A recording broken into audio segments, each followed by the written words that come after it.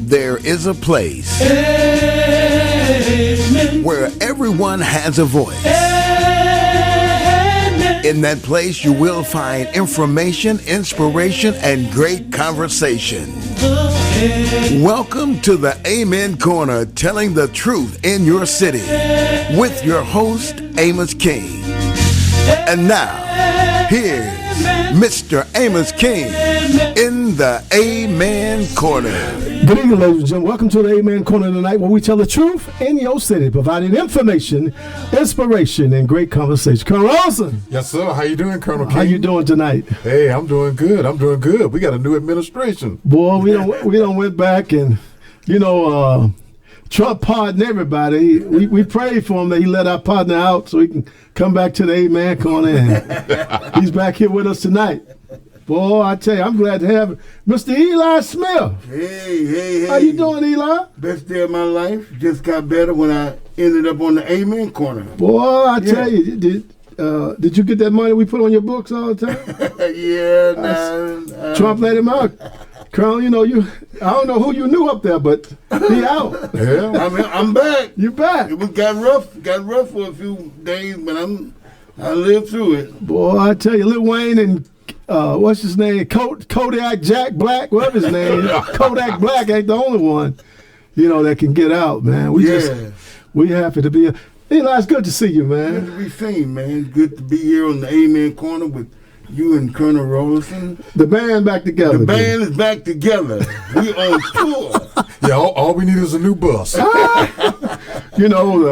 other day, Donald's brother went home to be with him. Yeah, his twin Ronald Cochran. And I thought about him and everything, and here you are. You remember, you produced my first show. You remember that? Years ago. Years ago. Years ago. I used to be on at 3:30. That's right. Let me tell you what happened, Carol. So you don't know. No. I slipped in there because, Eli comes on at 3. Mm-hmm. Then they put me on after Eli came on. That don't supposed to happen. Not in the middle of the top. In the middle of the top. First hour? The first hour of the show. I sold myself, Carol. I said, hey, man, he ain't talking about nothing. Put me on. But we had a good time, man, all the years. And then Eli, we've been friends a long time, man. I love you like a brother, and you have always been a professional. We just so happy that we're going to have a good show tonight. And, you're right at home, so you know what to do. Yeah, I'm looking forward to it. Busy week, Carl. Yeah, this has been a real busy week. Busy week. We're going to tell it like it is tonight. Yeah. We're not going to pull no punches. If we offend somebody, I'm sorry. Pray about it. Because we're going to tell it like it is. We got a special guest in the studio tonight, Mr. Joel Thibodeaux. Yes, sir. He's running for state representative in District 90. Mr. Thibodeaux, yes, how you doing? I'm very well. I'm blessed. It's the second day of my 55th year. Oh, wow. Happy birthday. Thank you, sir. And so I'm celebrating just being on the right side of the grass this morning. You know what I'm saying? Yes, sir. I tell you, we ain't gonna take up no time and no preliminaries, Mr. Thibodeaux. Let me tell you why you here. This is what you do here. You here to sell yourself.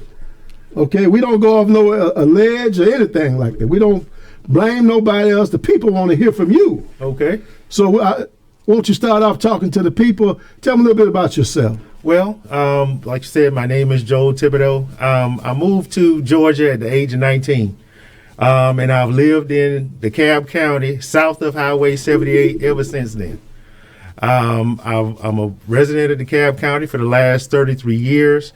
Raised 2 kids here in DeKalb County Public Schools. I was a non-traditional student. Explain that to my listeners now. A non-traditional student is someone who may leave high school and maybe even go into the military or go straight to work, go into the workforce, and then return later on in life to complete their education.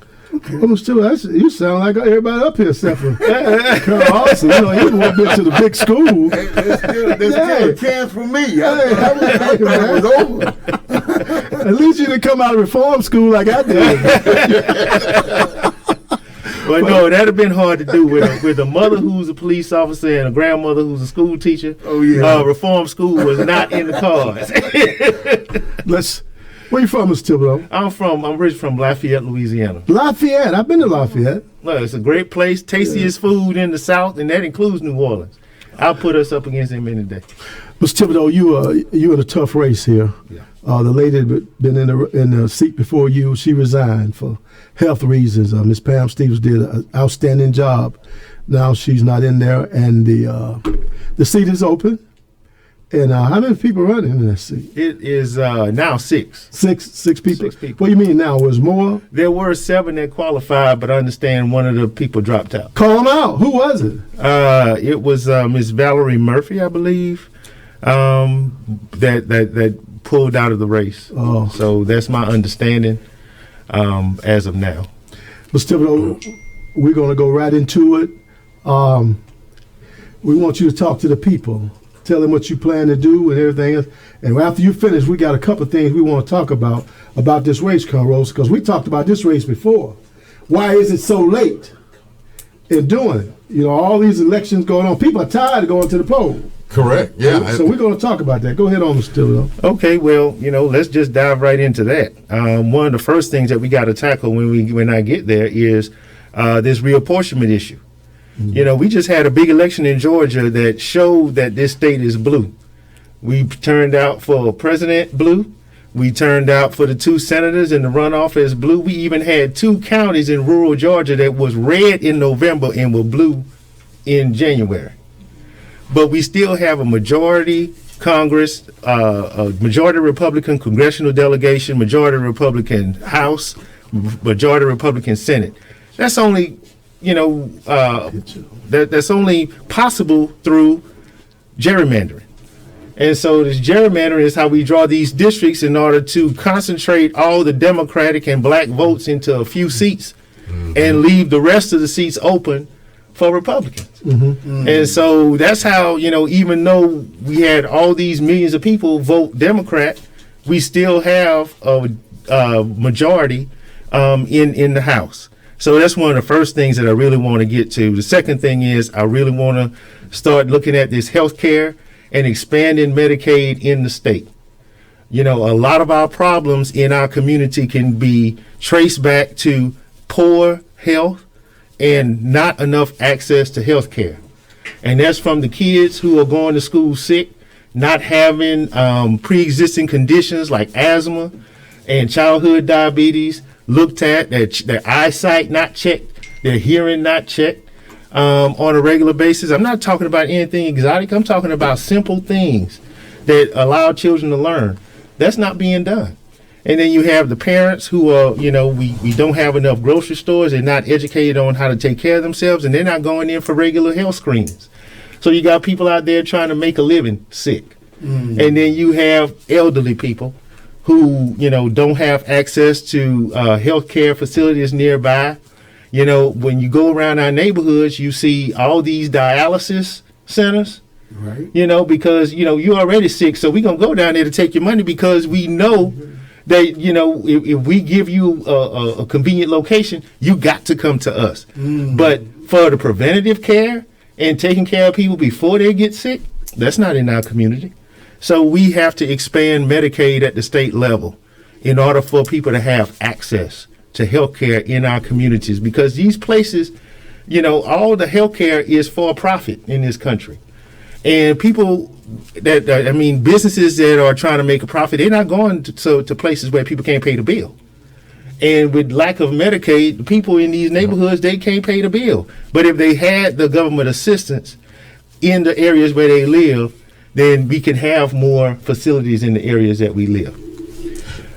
When you talk about Medicaid, what age groups are you expanding into?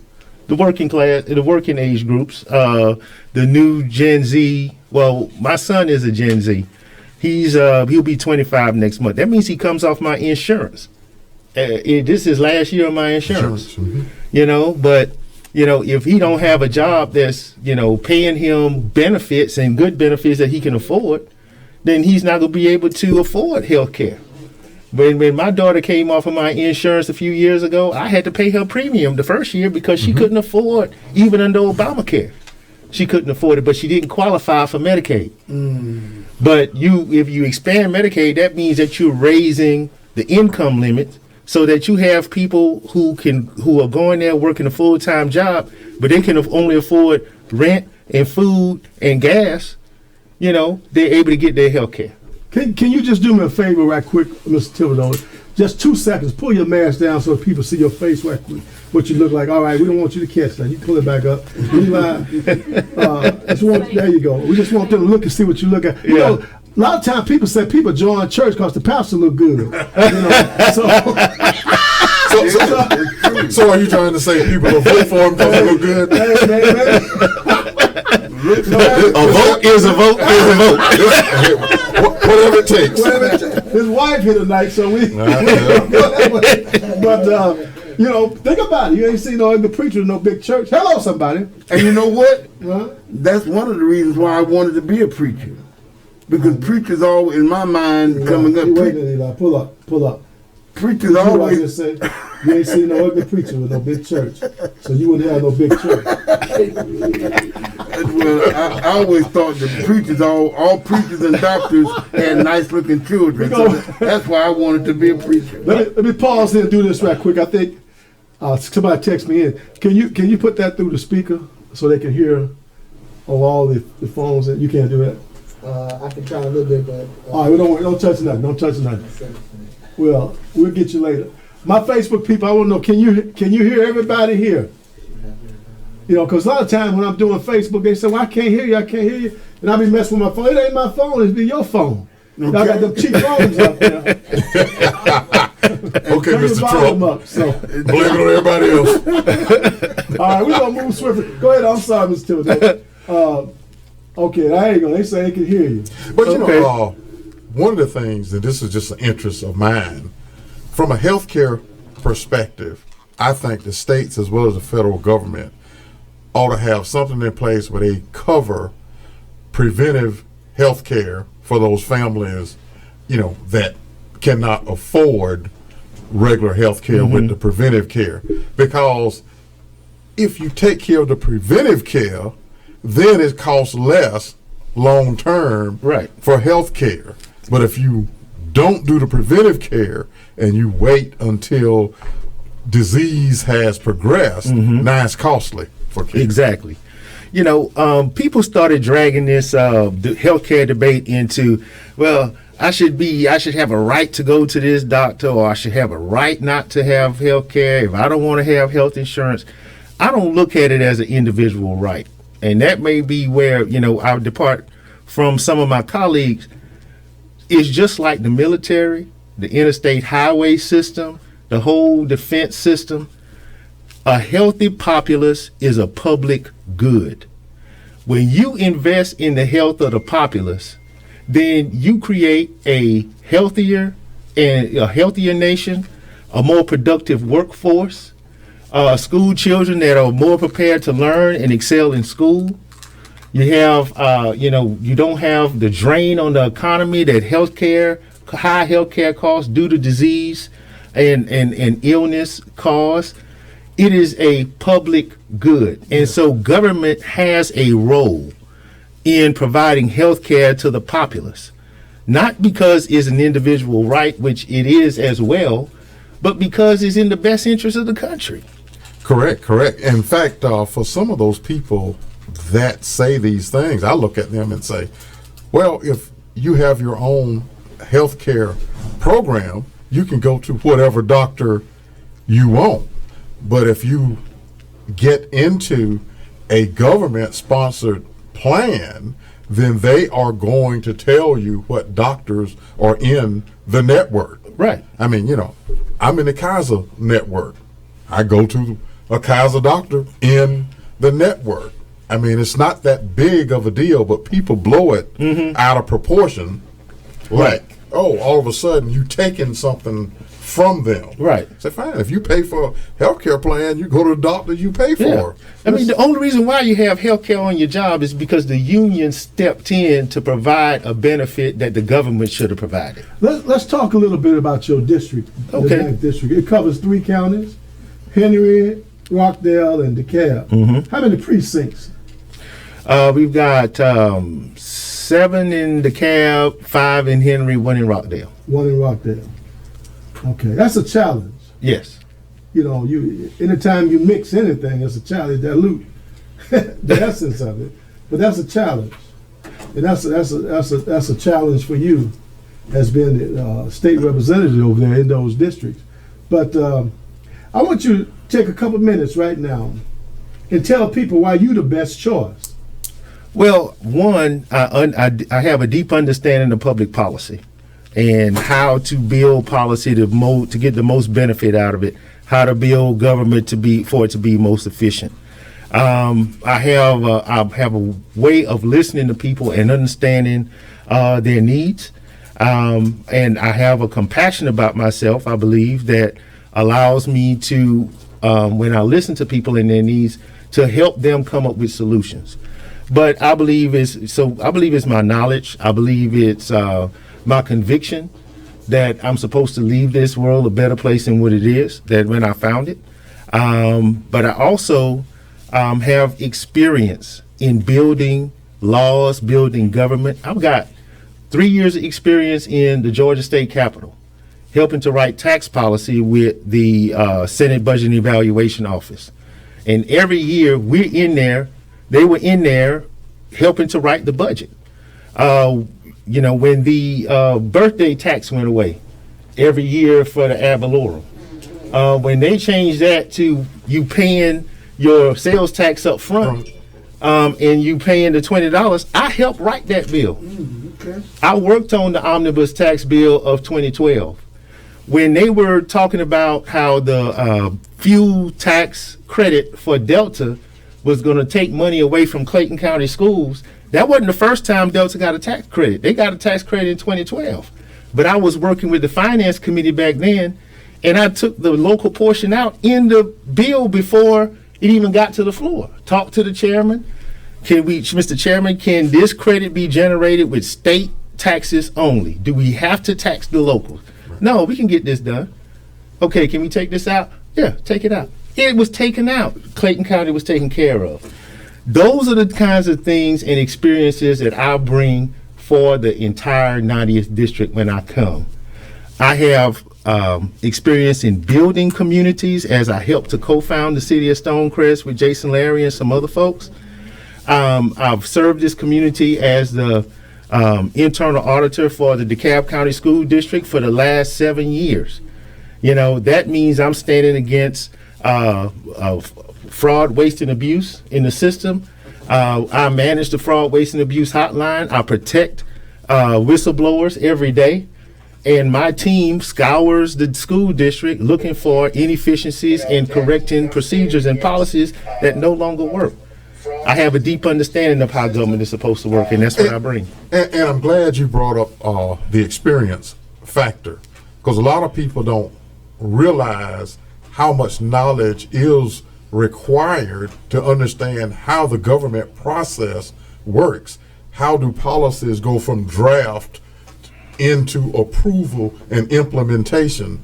And for someone, they have good intentions, but if they come into these kinds of positions and you have no understanding of how these things work, in my mind, you're going to spend your whole first tenure just trying to educate yourself on how things work. It's impossible for you to hit the ground running because you just don't know. Mr. Thibodeaux, is early voting going on now? Early voting is going on right now. It started on Tuesday. Can you tell the people where they can go to vote? Okay, in DeKalb County, you can go to vote at the William Brown Library on Wesley Chapel, and you can vote at the voter registration office on Memorial Drive. As far as Henry County has 3 early voting locations, and they only got 30% of the district, but they got 3 early voting locations. DeKalb, we got 60-something% of the district, and we only got 2. And Rockdale, they only have 1, but they only got 1 precinct in the district. Got a lady here text in and said she's in Rockdale, one of the listeners here. First of all, are you in District 90? See, some folks don't even know what district they're in here. Don't be calling talking to my guest like if you ain't in the district. Miss Humphrey's in the district. She want to know, can you help lower the taxes over there in Rockdale? In Rockdale, Yeah. taxes, local taxes are a local issue. You ain't got to say nothing else. You see, that's what I'm talking about. He's informed. Let's go back, because we done talked about this whole tax issue before. What people don't realize, I get to see it. 70% of my tax has to do with school tax. So if you want to lower your tax, then make sure you get the right people on the school board. Yeah, I often say that's the biggest election in the county there, the school board. People don't realize that, but the school board is the biggest. Thank you, Ms. Humphrey, for that question. That's a very good good question. What else you got? We vote for elected officials to have all our best interests, especially. But vote for Mr. Thibodeaux then. Yeah, that would be the best thing. That sums it up right there. That would be the best. Listen, you're gonna stick and stay. We got a big show here today. Our heart is saddened, Rollerson.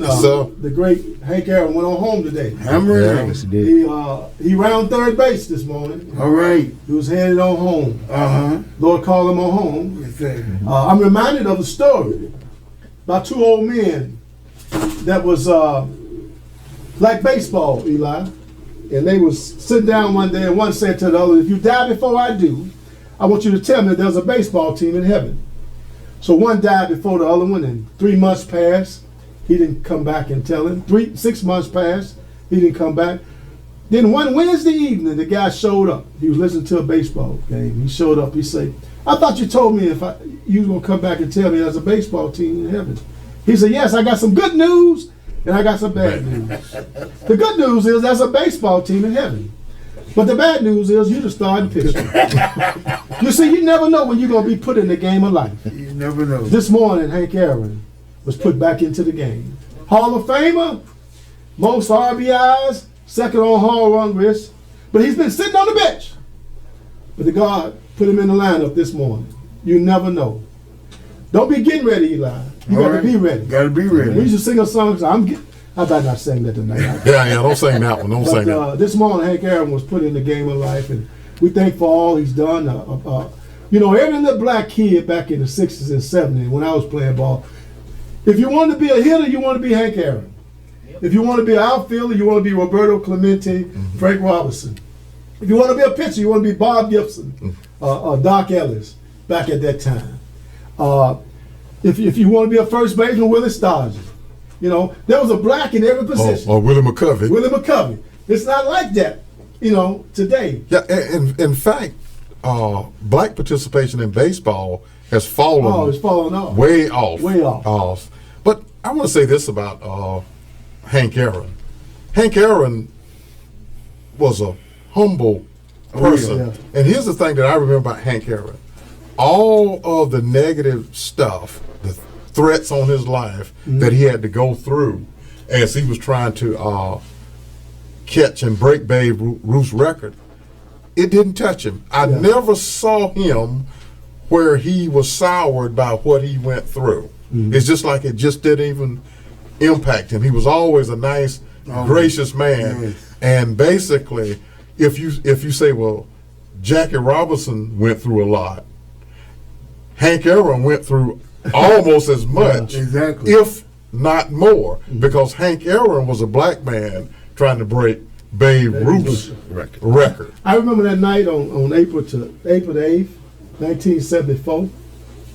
I think I was about washing dishes in there. I was finna get a whooping, one of the two. But I remember that night because I wanted to watch the game. And I never would give them. You got to wash them dishes. And see, one thing about when we was doing chores back, you didn't wait. Now you just leave the dishes in the sink. They didn't play that back then. You're a young man, Mr. Thibodeaux. You didn't know that. They didn't play that back then. No. So I remember that night. Al Downing was the pitcher, Colonel Ross. Yep. He wore number 44. And I never will forget when Hank Aaron knocked that ball out. It was like he hit a home run for Black America, man. Everybody was excited. Everybody cheered. Next day we went to school, just talking and I was a baseball player. My best sport is baseball. I mean, I was playing in the park with hardly no blacks was playing over there. And we was able to play, but I never will forget Hank Aaron had a bat. 34 ounce. And they have their name on the bat. The wood bats back then, we didn't have aluminum bats. Wood bats, and we have Hank Aaron bat, man. And I always want to be Hank Aaron coming up to the plate. First, go ahead, Carl. I can say all the young kids wanted to be Hank Aaron, and it was because Hank Aaron was not flashy. Flashy. He didn't get all of the proper respect that he was due. I saw some statistics that they were putting out. Somebody said, Hank Aaron hits 755 home runs. They said if you took away all of the home runs, he still had over 3,000 hits. And then they went and did the total bases. They said if the bases 90 feet apart, Hank Aaron is more than 12 miles ahead of the next guy in second place, which is Stan Musial. I mean, Hank Aaron had some amazing statistics. He never hit 50 home runs or more. Never. Wow. Never hit 50 home runs or more. Like you say, he wasn't a flashy guy. Something else about Hank Aaron. He batted cross-handed when he first came up. That's right. I didn't know that. He batted cross-handed. He wanted to be a switch hitter. Yeah, he wanted to be a switch hitter. And they changed that. But the unique thing about Hank Aaron was when he went up to the big leagues, they said he only had 2 sandwiches when his mama put him on a train to go. No money. You don't need a whole lot. Just use what you got. That's right. Some of y'all coming to college, refrigerators, microwaves, all that kind of stuff. I came there with $20 in my pocket. That's all I had. But one other thing, and it also, gets lost, and that people don't know this about Hank Aaron. Hank Aaron was one of the first, icons that took a stand trying to get other minorities into the business of baseball. And I give credit to Ted Turner for bringing Hank on into that side. That's another part that people didn't know about Hank Aaron, was that even after he was finished playing, he now was looking to get blacks into the business part of baseball. Eli, you sitting here like you brand new, not saying nothing. I mean, I'm going to ask you to leave the show if you don't say that. I've got a guy, hopefully he's coming in here. We're going to talk more about Hank Aaron. He knew him. He was a business partner. Okay. Hank Aaron, we're going to know him. We're going to get back to him. But Colonel Roberts, we had an event to take place this week. Everybody talking about Chucks and pearls. At first, I didn't know what they were talking about. Chuck. They talking about Chuck Taylor, the tennis shoe. Tennis shoe, right? I had to work all week to get a pair of Chuck Taylor. Chuck Chuck Taylor and Converse used to be the only one. Oh, I tell you, I had to work all You can week. get some all-stars. And then they with talking those about pearls. You got your pearls on tonight? No. So what? Let the people see. The pearls, I gotta go check. But the pearls and the maroon color, that's tied into. No, the sorority sisters, AKA, that's what they're talking about. Okay. Everybody just caught on to it, so it just went all over the world. That's what that was. AKA talking about their pearls because they were supporting their sorority sisters. It has a significant meaning. That's all I know about it. I know I ain't put on no pearls. Now, all the purple and the maroon was supposed to be a sign of the country uniting, like the purple state. Okay. And so, instead of wearing a blue or instead of wearing a red, they wrote purple to show unity. Okay. And the maroon? Well, isn't that purple? I'm a man. I just see certain colors. Maroon, purple. Hold on, Mr. Thibodeaux. Aren't you a Kappa? No, sir, I'm not in a fraternity. I was a non-traditional That was student. a non-finance. Don't get purple mixed. I was a Purple mean teamster. royalty. I wasn't. I'm not a Purple mean royalty. But anyway, that's what the significance was there. Colonel Rollerson. Mm-hmm. Now, I'm critical. Yes. I'm just going to tell it like it is. I don't care who we got in the White House. It doesn't matter. If we don't hold people accountable, Correct. it's not going to even make no difference. Yeah, we're excited to see a black woman make vice president, but that don't mean nothing if she's not going to help folks that need help. A lot of time we get in these positions and these people don't do nothing. I'm just going to tell you like it is. I'm a local guy. I like local politics because I'm involved in the local. It's good to see that. The first thing I want to see Mr. Biden do is give every one of them riders 20 to 30 years in prison. Until he do that, he might as well stay where he was at. What say you, Eli? Hey, I agree with you 100%. I agree with you, Doc. Yes, sir. Colonel Ross? Well, the Justice Department has got to finish what they have started. See, now that you go out, you apprehend the people, you now charge them. It's up to the Justice Department. The president, now he can put some pressure on them. You know what I mean, the back door deal. Is say, hey, y'all need to go after all of them. And just say, hey, we don't have no insurrectionists here in the United States. We certainly don't have people coming up here, breaking into the Capitol, stealing laptops, and calling yourself a patriot. You can tell from the charges how much time they talking about people getting, huh? You can tell from the charges. Yeah, if it's a black guy, he hit a man with a bat. Oh, they gonna crucify that nigga. They already don't charge him with everything else. And you know how I can tell when something's wrong? The lady that stole Nancy Pelosi's laptop. If they charge her with a misdemeanor, I said, something wrong. Something wrong. Right. Because if you steal one of these things, a cell phone is a felony. Mm-hmm. It's of that value. So the lady that got the laptop, it's got to be a felony. Everything is a felony. You broke into a house, huh? You broke into the Capitol. That's a felony. That's a felony. Mm-hmm. How else can you tore the windows out? You let Pee Wee and Bobo go down there right now and break into somewhere. We go to jail, man. Yeah, and what they really need to do is get them linked into a conspiracy, because that goes with, I think, a minimum 20 years. Yeah, but see, this is what the media want to paint right here. It's Donald Trump fault. It's not Donald Trump fault. If you run down the street buck naked, it ain't nobody's fault but your own. How is it Donald Trump fault? You have your own sound mind and body. Well, I go like this.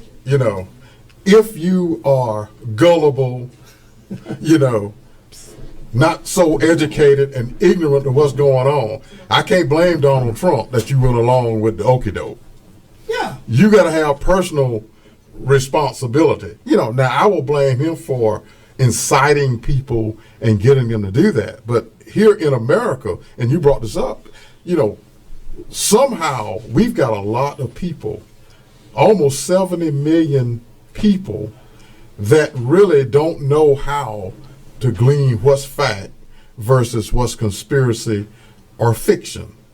People just want to believe whatever they want to believe. But, I just come out and say this, and we said this last week. All of this domestic terrorism stuff, it all sources back to one common denominator, is that we got a whole lot of people that believe in white supremacy and can't give it up. Can't give it up. Eli, what say you? You said here. Well, I agree with you 100%. And Donald Trump incited it, but it was the individual to make the decision what they want to do, what part they want to play in it. And I think just like I would be held accountable, I believe every person that was responsible for getting on the Capitol's property, they need to be held responsible also. Eli, they wrapped at the Black Lives Matter. They arrested 14,000 black people. 14,000 got arrested. I get tired of Carlos from now on out. This is what we're going to do with the show here. We ain't bringing nobody on here who ain't telling the truth. Don't you see it? Telling the truth in your city. Eli, I know. Damn well that these people should go to jail. Of course. 14,000 Black Lives Matter people was arrested. 14,000. And they ain't broken no Capitol. They ain't with nothing, but they was arrested. Pulled out of their cars. Come on, man. Mm-hmm. Yeah. We got to speak truth to power. Oh, yeah, absolutely. And we all know there's two Americas. There's a white America, and then there's black America. And in white America, you saw it the other week. Privilege. You can go break into stores and all of this stuff, in the Capitol, and do whatever you want to do, and nobody says anything. You remember what Trump said about the Black Lives Matter? The shooting starts when the looting starts. Okay. Well, I kept waiting on the shooting when it was at the Capitol. I didn't see a thing. In fact, the police were saying, y'all, come on in. Mr. Thibodeaux, I'm not going to set you up here. Uh-huh. So, we're not going to drag you in. But I got a question for you. Since now we're talking about equity and What do you think is going to happen to this 19-year-old that stole the $980,000 from Kroger? What do you think kind of time they're going to give him? Break it down. Tell me what you're talking about, Tell me what you're talking about. In Duluth, there was a 19-year-old who worked at the Kroger. Yeah. And so he came up with the scheme of saying, I'm just going to make up some fictitious returns. He processed, well over 40 returns, from $75 to $87,000, all totaled in 2 weeks. Having the money go back to various credit cards, he was able to get like $980,000 before, they finally figured out and put a stop to it. Now, my first thought would be, this guy with his clever creativity, if he would apply it to appropriate stuff, but look at what's going to happen now. They're probably going to put him in jail and throw away the key. Here's what I say about that, Mr. Thibodeaux. He's probably in your district. Y'all need to embrace that young man. He's a genius. Guys like that don't need to be in jail. Okay? Did you hear what he just said? He stole almost $1 million. Almost $1 million from Kroger. Yeah, this is a white-collar crime. Yeah. This is a white-collar crime. I'm going to tell you who should be getting fired. The manager of the store. Yeah, and whoever, how in the devil in Kroger are you going to say we sell anything for $87,000? Somebody from the top missed it. The corporate Somebody missed it. Because they hone in on what's going in and what's coming out of that store. They hone in on what every cashier, whoever's dealing with money around there, they hone in on them. So somebody in corporate missed it. They dropped the ball drastically. Now, if that had been me, they would have caught me by the second or third time. I do want to pay attention to the prosecution because, the guy who Leonardo DiCaprio played in Catch Me If You Can defrauded Pan Am Airlines out of hundreds of thousands of dollars, and he did a little stint in Fed, and then he went to work for the FBI. Right. Okay? There's another guy who got a radio show on Saturday nights, broadcast, and he tells you on the advertisement, I came from federal prison to helping the Department of Treasury catch criminals, and now I got a radio show. This young man is a genius. I want to see him get the same break. He need to be made in math. Tennessee State needs some engineer majors up there, man. He pretty smart in math. They give it out scholarships. Well, one thing's for sure, he was smart enough to understand what their procedure for returns were and where all of the loopholes were in the procedure. One of the things that they didn't have, normally there's a cascading authority at certain dollar levels. In order for you to process a return, let's say for more than $1,000, right, that should have had to escalate to somebody else's approval level to see it, whatever. How in the devil could, just a regular worker there, I go process a return for $87,000 and you don't even have an item in the store? The store ain't worth $87,000, man. The monkey's running the zoo. That's what's going on. We talk about leadership. We talk, if I was head of Kroger right now, I'll come down 3 levels, Colonel. I'll fire everybody on that management team on 3 levels. Because there's no check and balance. That's what he's talking about. It should be a check and balance. Mr. Thibodeaux, we got an order right here. We need you to check on it. They're bringing it back. Well, how much it cost? $87,000. Well, still cost $87,000. Somebody said it picked it up. Exactly. I really think it's a cybersecurity issue. It's a cybersecurity issue and how some of these companies really don't take care of their information. Well, that ain't got nothing to do with cyber right here. No, it does. It does because it's internal. It is internal IT security. But he didn't have to hack in. He was an employee. He was an employee. He was an employee. He worked at the store. He worked at the store. But how do you think he bypassed management protocols? You think that 19-year-old kid? If there were management protocols in place, that's what I'm asking the question. Is that how can just a floor employee go in and process a return, and you got an item on there that's $87,000, and this goes on for 2 weeks. Yeah. Before somebody, because you would think at the end of the day, when they get all of their reports for what went on during the day, there should be. I can tell you how it goes. I used to be a manager at Sam's. They recruited me when I got out the Army back in '93, and they bring things back, especially around the holiday. If you notice, it's around the holiday, Christmas and time. People bring a lot of stuff back. Sam have a policy before the old man died, Mr. Walton. It was a family store. These kids messed up. Time he died, it's the same day we changing the rules. He gone. So if you bought something from Sam's, you had your receipt, hell, you can keep it a month. You bring it back, they would take it back. Okay? So people used to do a whole lot of stealing there. And I'd be in there, I'm saying, hey, that ain't right. Some guys, they were smart enough, they weren't even checking the box. They come back, and then they had people on the inside working there for them. Oh, it was a big sting going on, in Sam. But I understand that, but 87,000. Mm-hmm. Don't forget what I do for a living. Those items right there. Anyway, we hope the young man come out all right. We're going to be checking. We're going to be watching them. I want to pause here for station identification. This is the Amen Corner. Thank you very much. I want all my listeners tuning in. Colonel Rollerson, what you got over there for me? Oh man! Speaking of Henry County, did you hear that Shaq is going to be the director of community relations at the Henry County Sheriff's Department? Man, Shaq needs the to big diesel. Man. So, it was just playing back, but yeah. But this is one thing I like about Shaq. Shaq will get involved with the community level involvement.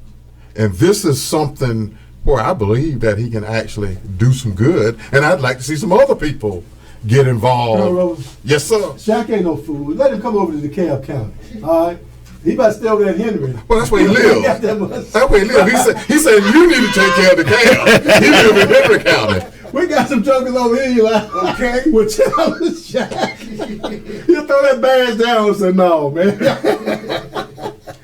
We're glad to see him in our community because he comes out. Yeah. He comes out in the community. Yeah, he does. And he helps. He does a lot of good things. Shaquille O'Neal is very smart. I'm sorry, Dr. O'Neal. And a lot of people don't know that. He has a doctorate degree, an earned doctorate degree. He really do. And he's a very smart young man. And we're very proud of him. Your frat brother. No question about it. That's your frat brother. He's doing a good job, and we're excited about Shaquille O'Neal. I want to pause here to say this. That's District 90, not 93. I see somebody put on here District 93. Eli, what you got for me, man? What's going on with you, man? Well, I'm just glad to be here, and I thought we would talk a little bit more about what I do or what I did. Well, Eli, we had forgotten about you. As a matter of fact, I was waiting. Eli, this ain't your show, man. Oh, okay. We pull it back in. Yeah, I got a whole hour for you. Okay. You're the legend. Well, I don't know about all that. I appreciate it. But I'm just grateful to be here, grateful that you thought enough to ask me to come and be on the show. I don't flaunt who I am or what I've done because I have done everything by the grace of God. And with God, anything I've achieved, I thank God for giving me the opportunity to do it. And one reason why I brought you on board, Eli, I'm going to talk about this. Me and Colonel Rose, we try to be honest about things when they take place. And a lot of time, my audience, they be on me hard. A lot of them say, well, you negative, Amos. No, I'm not. This last election, no money was spent on black media. Okay? Over here in DeKalb County. Huh? I didn't know that. Well, what media do we have in DeKalb County? Got a newspaper, On Common Ground, a Champion. They have black paper, but depending on what day it is. You don't see no articles written about it. I ain't lying. They don't be writing articles about black people. I just tell the truth, man.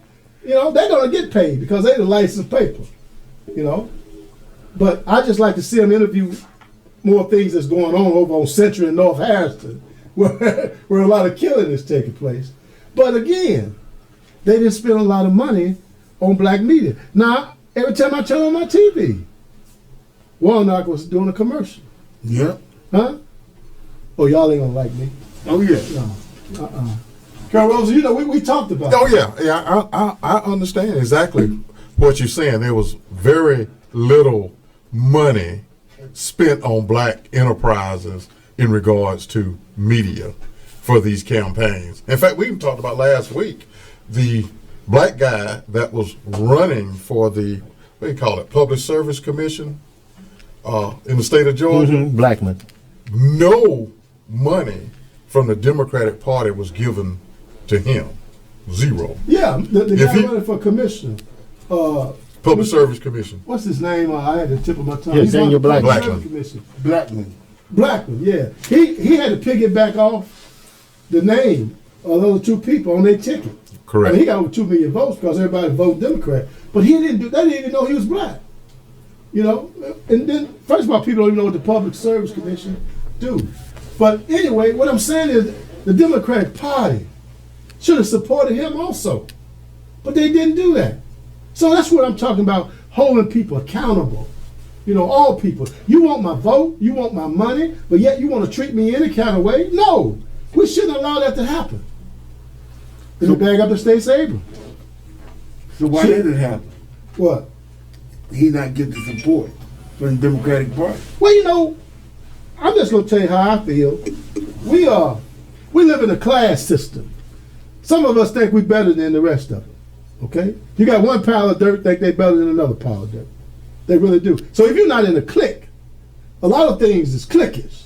You understand what I'm saying? Exactly. So he didn't have no money. And I tell anybody, don't get in the race unless you got some money, man. These people got money. Everybody gave millions of dollars to that campaign. But I didn't see one commercial. I saw his opponent had commercial, the white guy. But he didn't have no commercials. And some people vote Democratic didn't even know that he was on the ballot. They didn't even know. Didn't even know. You know? And that goes to show you, Warnock carried that whole ticket. Yep. For Arkansas too. He was picking back off Warnock. You know, because you could tell the votes just didn't add up. I just like to see, I spend my money where I spend my time. That's in my community. And I want to make sure that we get something out the deal. That's just it. That's just how I am. Ms. Williams, I see you on here, you say I'm very negative. I am very negative. Because the Bible says faith without works is dead. You know, you need to raise your hand and say, put me in, coach. I'm ready to play. That's the problem with a lot of us are bench players. We're riding the bench. We don't want to get out there and get in it. Huh? We don't want to be on the front line. We go to the beauty and barber shop and we talk about it. But we ain't going to do nothing. Huh?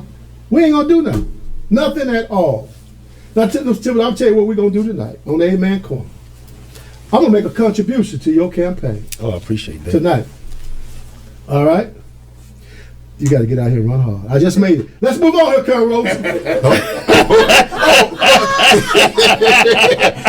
Yeah, he done spent some money. Now he want to move on. Let's talk about Amanda Gordon. All right. What did you think about the young lady that came out and did the poem as part of the inauguration? And the title of her poem, "The Hill We Climb."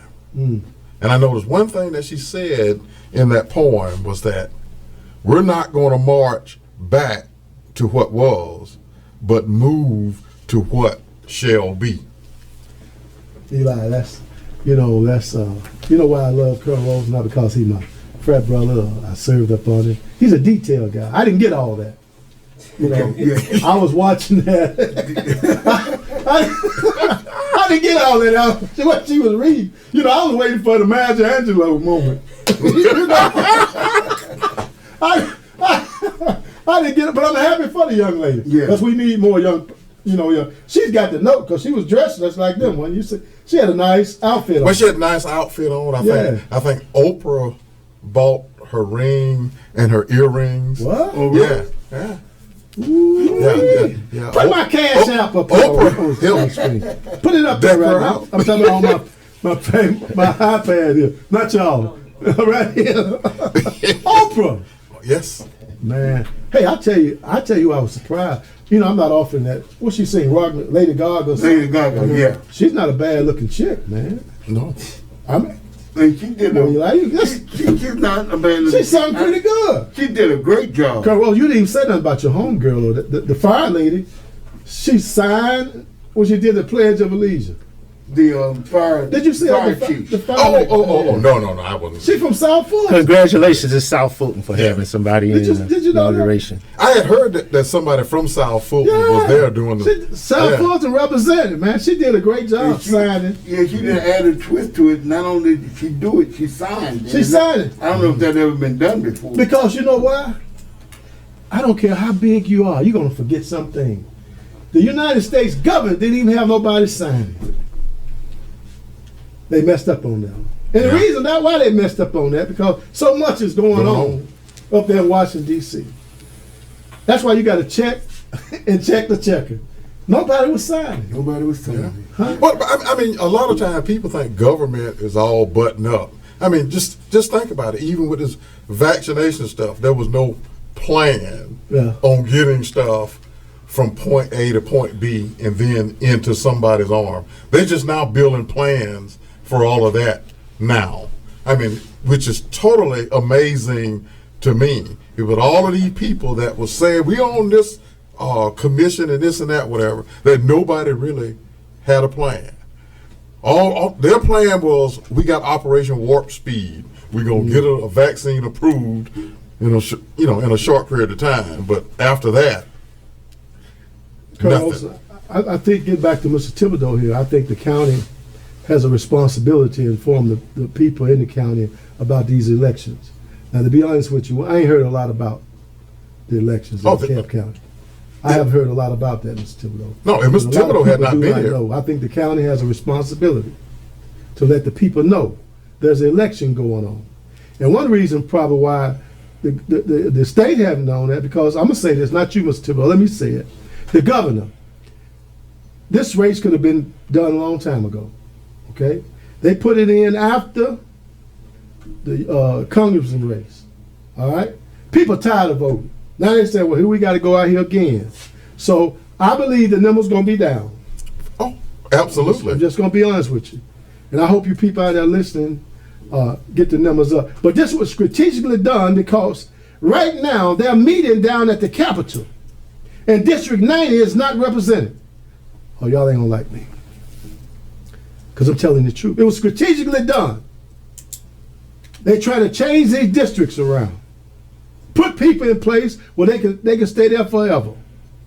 Why not add it on there with Ronald? They could have added on there then, but you put it while District 90 is not represented. So they're gonna cut that up. I'm gonna tell you right now, they're gonna cut that district up, Eli. Because there's no representation. Say, well, wait a minute. Somebody from District 9. That's just how I think. I just went to a black school. I didn't study long, but let the Florida State guy talk. Y'all like him, But this one time, I agree with you. Yeah. I absolutely agree with you. Why did we not, with all of these elections we done had? I mean, we done had an election for somebody to fill John Lewis's seat for 30 days. 30 days. And then we done had the runoff elections, the election and then the runoff, and you trying to tell me with all of these elections that we've had and that we could we could not have included this one in one of those elections. Because again, what our people don't realize is that people are looking to say, well, we're gonna set it where ain't nobody gonna come out and vote. Yeah. And so we can slide the candidate that we want into the seat. But only after a runoff, because if this goes to a runoff, there's 6 of us in the race, then nobody gets sworn in until the last week of the session. But if I win outright on February 9th, I will get in there before crossover day. And I can get some licks in. That's what they're hoping for. Oh, yeah. Oh, man, we're going to pause right here because I'm going to talk to the engineer, Miss Kroom over there, and we're going to have to stay because I've got a man just come here, Rose. We flew him in here. He just got here off from the bus. He's been knowing Hank Aaron a long time. And we was fortunate to get him in here tonight. It's nothing like. It kind of remind me of. I just heard. I go by the church sometime, and they was talking about Jesus. You know, when James and John they was there, when they left him to suffer alone that night. Somebody help me out here. I got 3 preachers here. Right. I ain't got no amen. It's better when you see it for yourself. Huh? How do I know God can heal? Well, I've been sick. If you could see it better. We got a man here tonight. Lord have mercy. He don't came all the way over here from Eastern Line. All the way. All the way. Mm-hmm. No. And look how God worked. The man just died this morning. But he's here tonight to be with us to share some knowledge on the home run king. Mr. Thibodeaux, we thank you very much for chiming in with us tonight. We wish you good luck. Remember the name, Joel Thibodeaux, District 90. Call a friend, call a neighbor. Tell them to get out and vote right now. Is it okay if we go over an hour? Is it okay? All right, I'm gonna get out here and sell some cans or something tomorrow and help pay for this here because we're gonna have to do that. But what we're gonna do, we're gonna do that. We're gonna bring him in because he came in here. He had 10 bodyguards and stuff. I didn't know he was that big. Yeah, I wasn't expecting that. But Mr. Thibodeaux, thank you for tonight. And remember, Joel Thibodeaux, District 90. The man is qualified. He's ready to go to work now. Right now. He has a master in public policy. He knows. He's been out there on the front line. So remember that name, Joel Thibodeaux. Thank you for coming in. Thank you for having me. Good night. Vote February 9th. All right. Listen, we're just very excited to see. We got my good friend Eli. Eli, you gonna stick and stay with us? I'm right here, man. All right, this show, we coming up with you. You couldn't drag me out of here. We're coming up with you. We're gonna talk about. I'm in the amen corner, and I'm gonna help you tell the truth in this city. Yeah. I appreciate it, Eli. I really do, man. I tell you, we're just very excited about what's going on. Yeah, Eli, while you're in here, let me ask you this question here, since you live out there in South Fulton with me. You didn't have any problem, with your tag renewal lines, did you? No, I didn't. Okay, good. Because I saw that there were some people in long lines now. You know why? Why is that? Because they were just switching over to a new system. And I'm going like, duh, did anybody test all of this out? I mean, what's going on with these people that work at these places? I mean, it ain't no big deal. It's like you get the new app on your phone. Okay. What's up? What's up with that, Eli? Just punch it in there. I don't know. Lack of knowledge is a terrible thing, and I think is that the same thing that the driver's license department did. They were shut down for a couple of days this week also. Right. Yeah. To switch over to whatever this new state system is. Obviously, that didn't go too smooth, but I think things are smoothed out now, and everybody's got their act back together. Mm-hmm. Hey, Colonel King, you got your vaccination appointment yet? Thank you. I've been thinking about that, Colonel Rollerson, the vaccine. I've been told not to say nothing about the vaccine because a lot of people follow me. I don't want nobody to pull a Donald Trump on me. Don't do it because I said don't do it. I know you already said you're gonna. But let me clarify. Okay.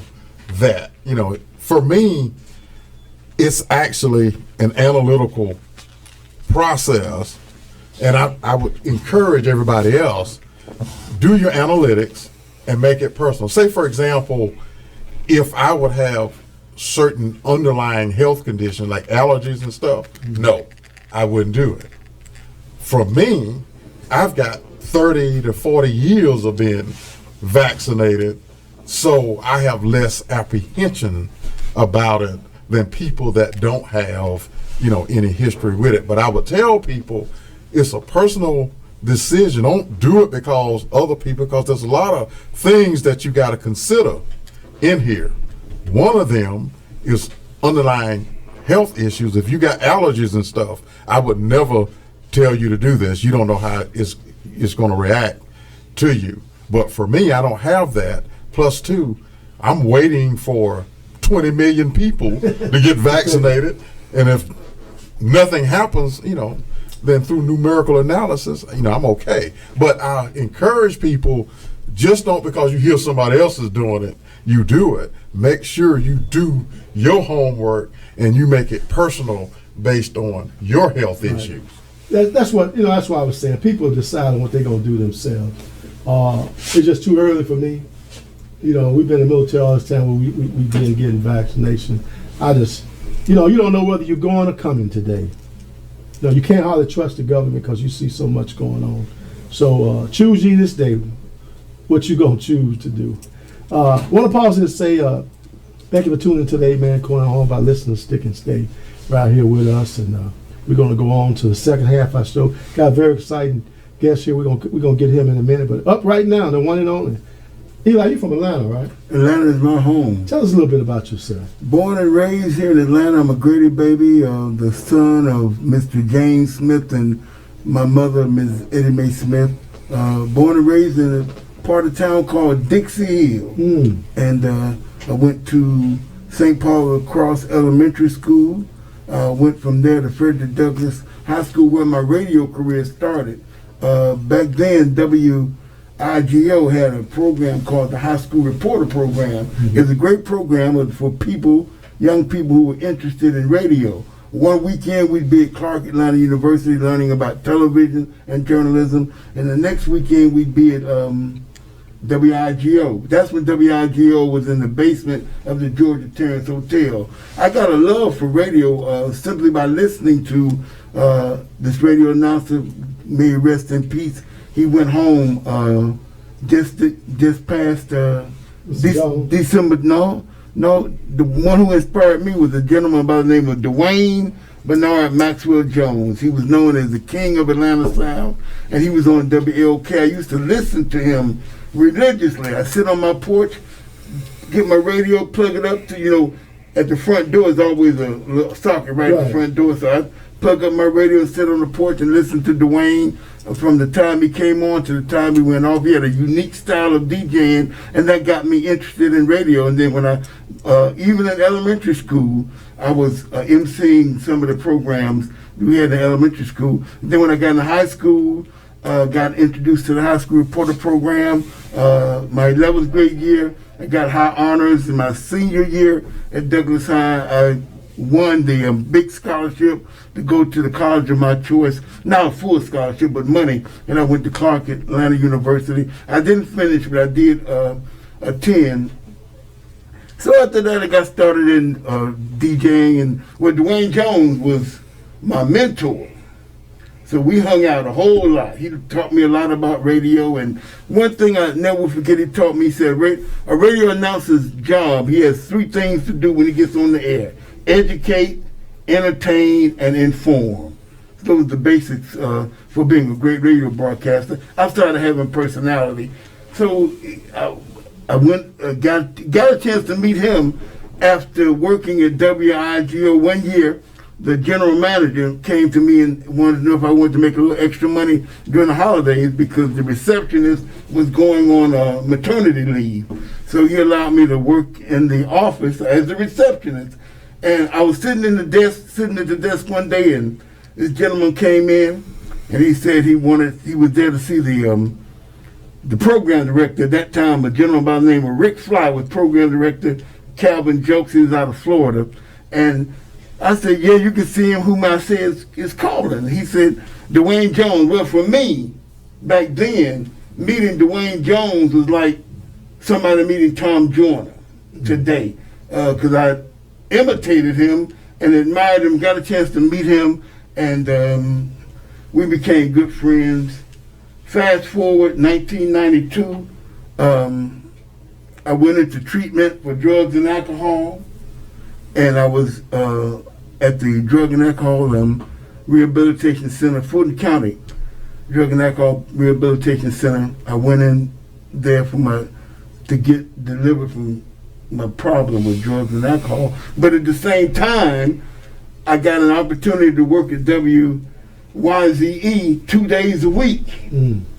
And I was going to WYZE, and I was going to my meetings and so on and so forth. C.T. Taylor was the general manager at that time. A young lady by the name of Regina Slaughter was program director. And I always wanted to do radio. So I had got my little air check together and brought it down to WYZE, and C.T. Taylor hired me along with Regina Slaughter. That was in 1992. Fast forward, in between the 1992 and 2018, I had a chance to work with great people like you. Had a chance to interview some great people, T.D. Jakes, T.D. Jakes, Melba Moore, the OJs. So I've had a very interesting career. Don't want to take up too much of your time, but in long story short, that's a part of my story. Well, you say you don't want to take up too much of your time. I don't mind, Eli, because this is why I'm sitting here attentively listening to you. You're going in the Hall of Fame, in Georgia. Most likely you're going to go in there. There's no doubt about it. Well, it would be, I would be honored to, because I've had an opportunity to work with some of the best, and as we get ready to transition into Hank Aaron, I was able to work side by side, and this gentleman probably knows him, Chico Renfro. Chico Renfro was the man. Yeah. Him and Joe Walker. I had a chance to work up under people like that. So I've had a chance to work around and with some of the best. Scotty Andrews, Larry Tinsley, Dwayne Jones, Harold Lamar, Randy Humphrey, a gentleman that was with WQXI for many, many years, a gentleman by the name of Ike Newkirk. Joanna Robinson, she was a news reporter, that she was related to Commissioner A. Reginald Eves. So I came up during a great time. I had a chance to work in the news department when Maynard Jackson was the mayor. So this is the whole reason why I brought you on tonight, Eli, because your name is synonymous here in Atlanta with radio. And a lot of these people out here, you're from different areas, but when you come to Atlanta, Georgia, you're going to hear about Triple T, Tinsley. You're going to hear guys like Eli Smith, Chico Renfro, the late Tippy Calloway, Mr. Patterson. You go up in Rome a little bit, you're going to hear about Mr. Stevenson, Mr. Sewell up in Cedartown. These guys played at Reggie Gay.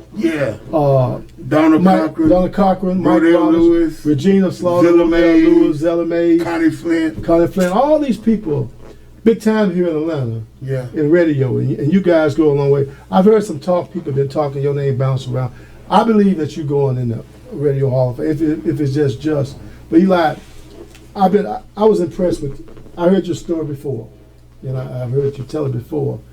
And you see, we all have a passion. And I tell people all the time, the only difference between me and you got caught and I didn't. Exactly. You see what I'm saying? So, but the Lord has delivered you. Brought you a mighty long way. And people saw, they saw something in you because they kept you there, But your story kind of sounded like Les Brown's story when he was telling about, how they called into the station. He just happened to be there that day. So, man, I want to thank you. I've always appreciated you. And you're one of the top guys. You're very good with this radio thing. And I appreciate you standing behind, telling the truth in your city, and not being willing to step out of the box and speak out on situations that most people won't. Whenever I hear Black Lives Matter or hear them call the names, in my mind, I'm thinking about Anthony Hill. You were a big part of shining the light of that. And I saw a group, it's showing all the events that happened and the signs. I saw somebody holding up a sign that had a whole bunch of names on it, and in that collage of names, I did see Anthony Hill. And I just want to applaud you for all you've done for the veterans and the different style you brought into radio, and to be able to come with a show like the Amen Corner that has lasted down through the years. And then of course you got a Colonel Rollerson here to be a part of. He's the icing to the cake. Well, thank you. I appreciate you. I know Colonel Rollerson. Well, Eli, I believe in the prophet over there. You're going in the Hall of Fame. All right. Thank you. All right. You can stick and stay with us, and we got very, very exciting guests. Mr. Ron Bivens, how you doing, sir? I'm good, brother. Amos, how are you? Man, I'm happy to have you here tonight. I know you got a heavy heart tonight. Oh yeah, no doubt. Knowing the man, the great Hank Aaron, and when I saw it initially this morning, I was flipping through the channels, and they was on First Take, And Stephen A. Smith was, I knew it was something serious, Colonel Rollerson, because he wasn't jiving around. You know, he had a straight face, he was talking serious, and they said, Hank Aaron on it. And the other day, me and Mr. Griffin had a conversation about Hank Aaron. We was talking about it. Yeah. And today, he's gone. That goes to show you're here today and you're gone today. Tomorrow. You just don't know. Tell us a little bit about yourself, Mr. Griffin. Well, I've been in Atlanta since 1970. I came to Atlanta to play ball at Morris Brown College. Okay. And I was there in 1970, finished in 74. And my mentor, Carter Coleman at BMC Realty Company, was my business law teacher at Morris Brown. And he got me involved in real estate. And by him getting me involved in real estate, this is how I had the pleasure of meeting Hammer Hank Aaron. As a matter of fact, Mrs. Coleman and Miss Bill Aaron were good friends. Both of them, at least Mrs. Aaron's husband, Samuel Williams, was the pastor of Friendship Church. And that's the church. And that's the church that Mr. Coleman and Mrs. Coleman attended also. A lot of people don't realize, but when Mr. Coleman introduced me to Hank, he kind of gave me a free hand and told him to work with me in the real estate, because Hank was investing in real estate at that time. It was very. I want to first of all send my condolences out to Miss Aaron and the Aaron family. I can say that one of the biggest things that I can say is that when they moved from Hunter Street, which is now Martin Luther King Drive, they had a dining room set in there, one of these very expensive dining room sets, and they was moving to their home on Adams Drive, and we sold their home on Hunter Street. And they had a dining room set, and I was fresh out of school, and they asked me, did I want the dining room set, and they would sell it to me for $300. I didn't have nowhere to put it, so this dining room set in my sister's house right now was previously owned by Hank and Billy Aaron, because I had nowhere to put it, and she still have that. How was it? You know, I only can imagine, Colonel Rollerson, you know, your first time. I mean, you heard about him, seen him on TV. The most down-to-earth person anybody could ever want to meet. I'll never forget, we went out to Beecher Street. He had bought some land over there. We went out one Saturday morning. He met me over there, which wasn't too far from his home over on Adams Drive.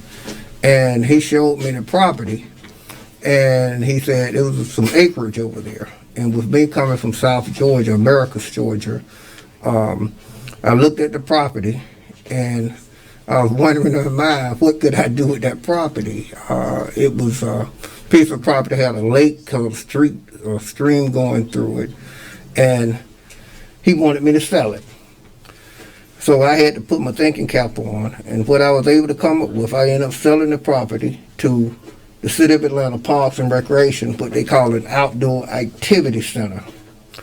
And after I did that, that won Hank over as far as me being someone that had vision to see what to do with a piece of property, really almost like nobody else would have wanted, basically. But my position on it is that Hank has always just been a down-to-earth individual. We would sometimes, Susan Bailey was his right hand down at the Braves, a lady by the name of Susan Bailey. She, anytime I needed to get in touch with Hank, he would always say, get in touch with Susan. And we would sometimes go to lunch. He was not no fancy lunch. It would always be something simple. You know, we might end up going to the Varsity. And I was told that later on he became a strict type vegetarian. But I was very sad to hear that. He bought property on Hunter Street, which is M.L. King. Right. He owned the property that Q.V. Williamson used to have there. He had his office there. He also bought property at the E.R. Marks building, which is across the street from Canopy Castle. Okay. He bought that property. He bought several parcels of property up and down Martin Luther King Drive in the AU Center, because that's where our office was, BMC Realty, which was one of the oldest black real estate companies in Atlanta. So I have to say that it's a sad day for Atlanta to lose a legend like Hammer and Hank. The last time I talked with Hank was several years ago. We had bought Southwest Hospital. I had put together a group of doctors to buy that hospital. And we needed a spokesperson for the hospital. We were looking for a spokesperson. So I reached out to Hank. He called me back. And we was looking for Mrs. Aaron, Billy Aaron, to be the spokesperson for that Southwest Hospital.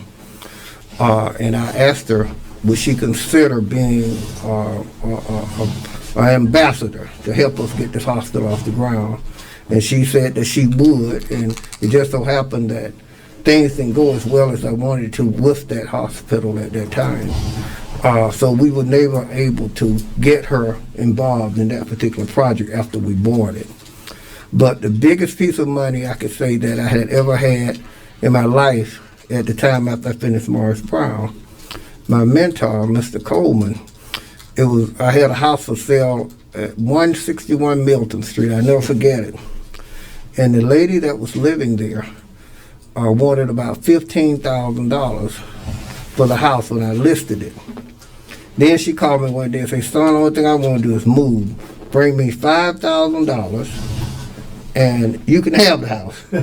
I'm trying to figure out, I'm 21, 22 years old, where I'm going to get $5,000 from? So Mr. Coleman said, well, baby, Billy, Miss Aaron might let you have it. So he called Miss Aaron. She was at the United Negro College Fund at the time, and told her that Ron wanted to get this house. And would you let him have the money? Because they had a little mortgage company. Mr. Coleman and Hank had formed a little mortgage company to buy out properties and things. So she lent me the $5,000, and I paid her money back, and that's history. But a whole house for $5,000. That was back in the 70s. I'm just trying to imagine, Eli. You meet a lot of people in your life, but to meet somebody like Hank Aaron, I've only come over someone to get about 4 or 5 autographs of mine. Hank Aaron, Muhammad Ali, Kareem Abdul-Jabbar, Jim Brown, maybe even O.J. Simpson. I like O.J. He was a great running back. Pele. I was telling somebody that Wilma Rudolph spent the night at my house. That was the biggest thing ever happened to me. She spent the night at my house, Wilma Rudolph. So, but to meet Hank Aaron, I hear a lot of people say he was a humble guy. Humble, man. Very humble and very down to earth. And I got a chance to meet him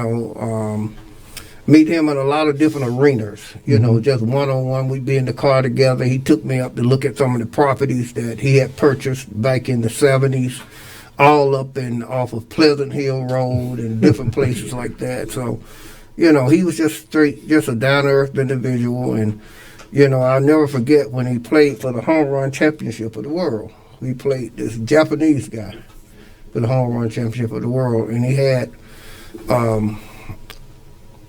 taken some Polaroid pictures and things, and those Polaroid pictures I still have. Some Polaroids that he took with the number 44. That's the only thing I could recognize on it that was him. The rest of it was nothing but Japanese writing on his uniform. And that's when he played. And he won the home run championship of the world. I can't remember the Japanese guy he played against, but he was a great man. Yeah, a lot of people don't realize how big of a deal that Hank Aaron was. I remember, the current manager of the New York Yankees, Bob Boone, whose father, Aaron Boone is the manager now. His father, Bob Boone, played many years professional baseball, and I think his grandfather may have played too. And he said, at an All-Star game, he was there with his father, he got on the elevator, and Hank Aaron was on the elevator, and he said he was speechless. That's Hank Aaron. He couldn't even speak because it was Hank Aaron, but like you said, Hank was real humble, but Hank was really, really a big profile, and the people around baseball truly understand how big of an icon that he was. Yeah. You said something interesting, Colonel Olson, earlier about what he did as far as managerial, helping blacks get into management early on. Because I heard him say this out of his mouth.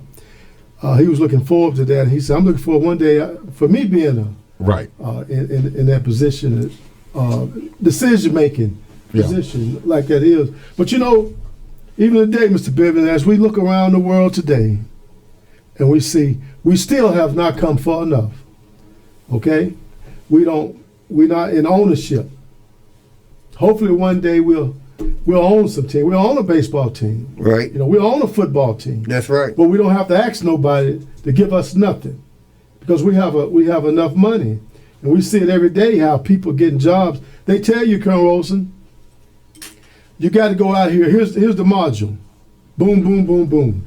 If you're gonna go to the top, well, here's a guy who ain't never even done none of that, but yet he's put in above you. Okay. He's put in above you. Just saw that the other day. A guy named Campbell got a head coaching job. I think it was Detroit. Got a 6-year deal. Who gets a 6-year deal? Right out the gate. He's getting a 6-year deal. And basically, until that moment, you didn't know who he was. Didn't know who he was. Had not seen him do anything significant, as a coordinator for a Super Bowl team or something, like that. Right. But it is what we deal with in current day. That's why I like and am so proud that Hank Aaron, when he finished playing, put himself out there and said and helped get a lot of minorities into the front office of baseball. If people like him didn't make that commitment, we would not even be where we are today. Yeah, I'll never forget when he took on that position as a vice president with the Turner, when Ted Turner was there, and he was over player development. Correct. And I'll never forget a young player came in by the name of Gary Matthews. I remember Gary Matthews. He had so much high hopes for Gary Matthews. I'll never forget talking to him. But Gary Matthews was someone that he had kind of took on his wings at the time, and everybody was looking for him to be the franchise player at that time. And my whole thing is that, he would take these young players and groom them to not only to play baseball, but be a mentor in a lot of ways to them. Because that was the kind of individual that I could remember talking with and everything, and I would always try to,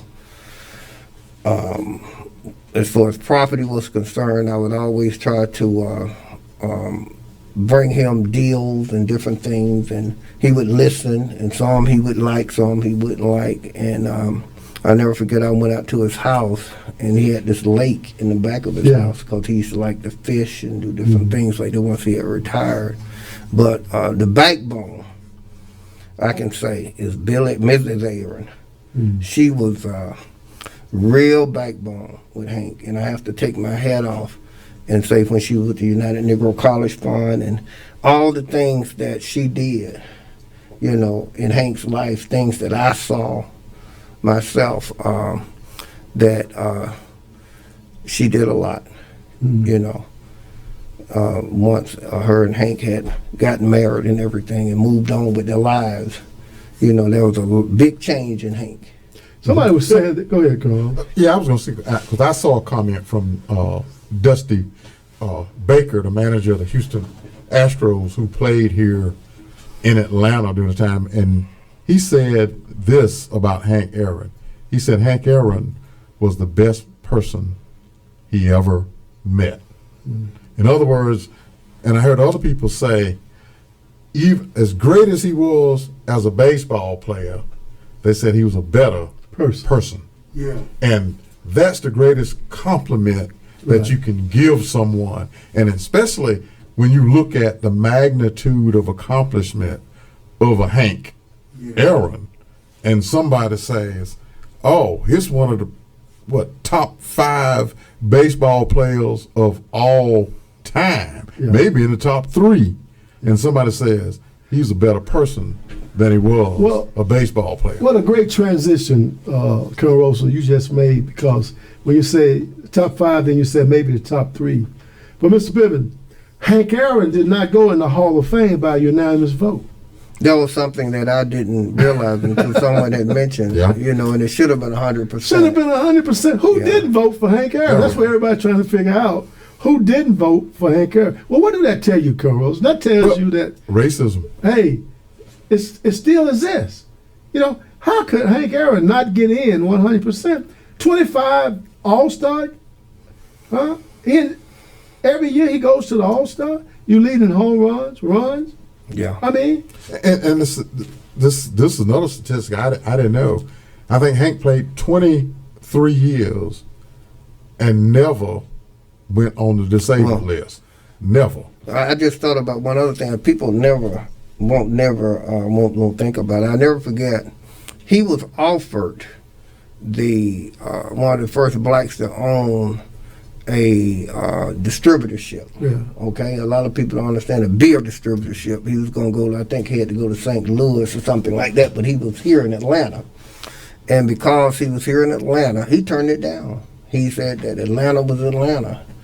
And a lot of people didn't realize that, but he did. Well, I think he might have been the first black.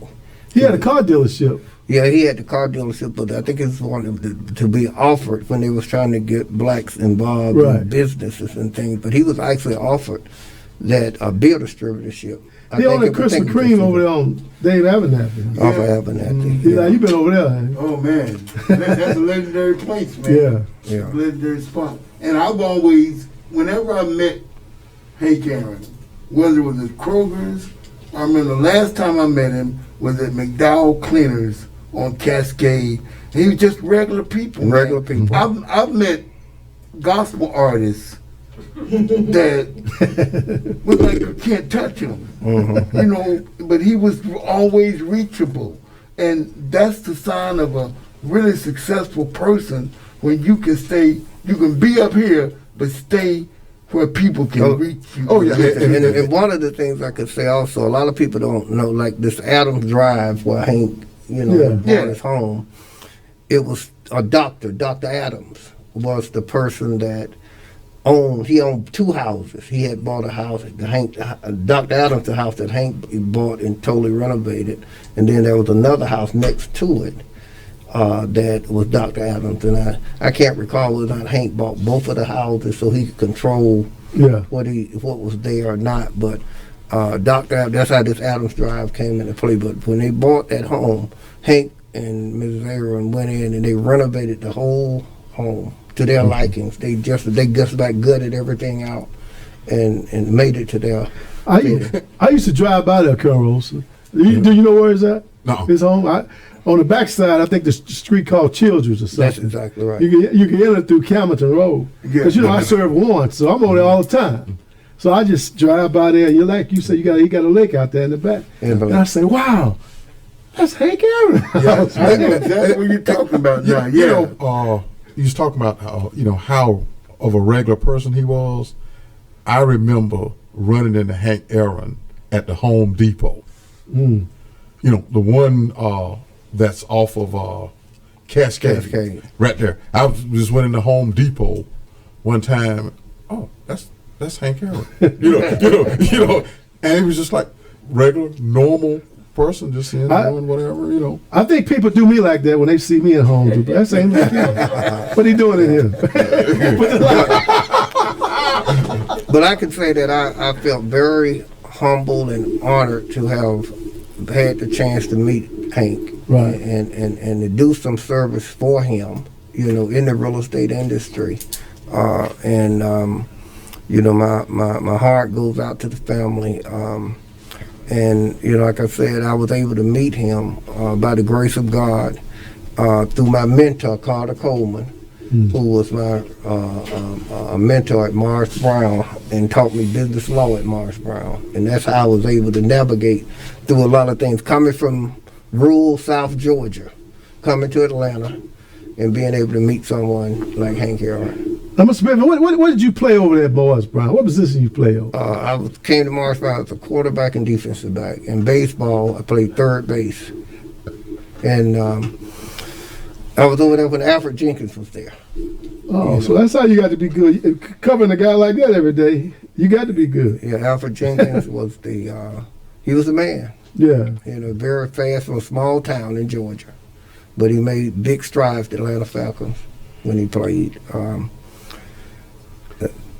Morris Brown had a few people go pro. Oh, yeah. He got big hands, Atkinson. Yeah. George Atkinson. Charlie Bivens, who played at Washington High. He played Chicago Bears. Oh, okay. He played with the Bears. And Morris Brown had Ezra Johnson. Was over there. Ezra Johnson. Played with the Chargers, didn't he? He played Green Bay. Green Bay? Yeah. Yeah. Mm-hmm. We've had a lot of good athletes come out of Morris Brown. That's and a lot of people don't know. Miss Aaron used to be over at Morris Brown. Oh, okay. She was an instructor. I can't remember exactly what she did at Morris Brown, but she was at Morris Brown when I was there. Morris Brown was a great school. I'm looking for one day to come back. And it will. It will. I believe it will. I believe. Hey, we talked about this last week. Apple and the Southern Company are spending $25 million each to build a digital tech hub at the Atlanta University Center. Oh yeah, who's getting the money though? They said you center now. You got 4 schools. I'm just saying, Apple and Southern Company are spending $25 million each to build a digital tech hub at the AU campus. So that's really going to help them, and help the students, going forward from a technology standpoint. Out of Morris Brown's situation, Mr. Bibby, one thing that I really didn't like, I kind of hate when the community tore up the stadium, wrote all on it. I mean, it's great. The Olympics just built them a stadium. Yes. And then the gym was good and everything. I just felt the high schools could have used that. Oh, no doubt. That money over there. But God works in mysterious ways, Carol. Let me tell you this. A lot of people don't know about. That's considered Vine City area. Yep. Okay. When President Obama was in office, they put a lot of money. I think it was out 19 places in the United States where they put a lot of money into the area. That area right there is one of them. Reason I know because I served once over evictions. That area is the hottest area around here. People are buying homes, they just nailing them up. And they're white people, they're just waiting. Okay? They're just waiting till we move out. That's one of the hottest areas around here. Over there. It really is. The bridge that goes over to it costs about $20 million in it. Mm-hmm. So what did I tell you, Eli? If you put a bridge, from the Mercedes-Benz Stadium just crossing the road, you invest that kind of money. Mm-hmm. That's a hot area over there. They build a lot of new houses over there and a lot of things going on. Wow, hey, we want to thank you about coming in this evening. Like I said, Hank Aaron was always one of my favorites, and I just hate I never got a chance to. I would have got an autograph.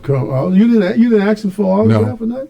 No. I know, because you big time, you Florida State, We should have been asking you. Sometimes when you just speak to people. You don't want to invade their privacy. Hank Aaron, I would have invaded. No. I feel, the man doesn't need to be bothered. Hey, he probably wouldn't have mind. I was probably like Aaron Boone. I was kind of I would have took a picture. Oh, that's Hank Aaron. I would pull out my phone. Let me get an interview right quick with you. Say something to my people. No. I think that was back before these things started. Great man, Hank Aaron. Gone, but not forgotten. Well, he'll always be known as the home run king. Well, that's debatable.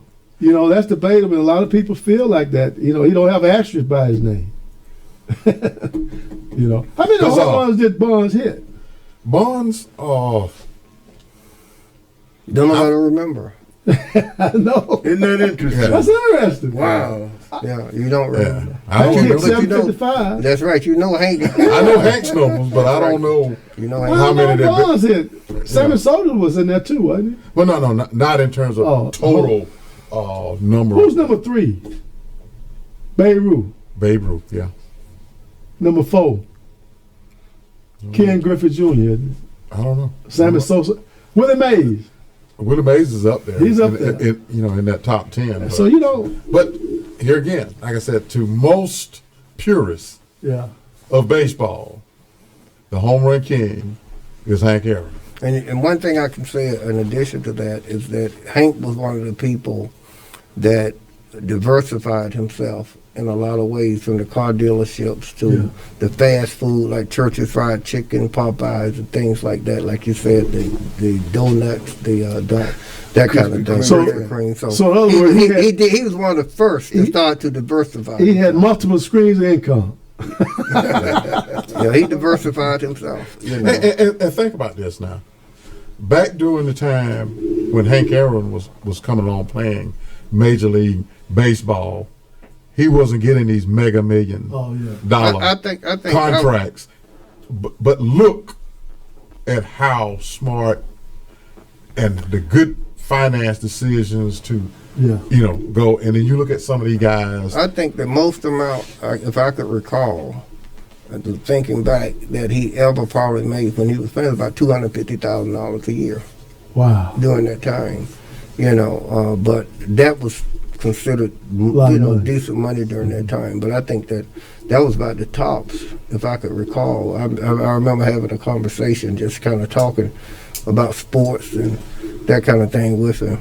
I remember the first big contract, Magic Johnson. They gave him $1 million a year for 25 years. I think it was something like that. that's what it was. And everybody said, "Wow, $1 million contract." And now here a guy come up and get a $500 million contract. Yeah, Yeah, $500 million. God, that's right. But Hank made some great investments, Yeah. But you can tell he did make tremendous investments. well, Very, very shrewd businessman.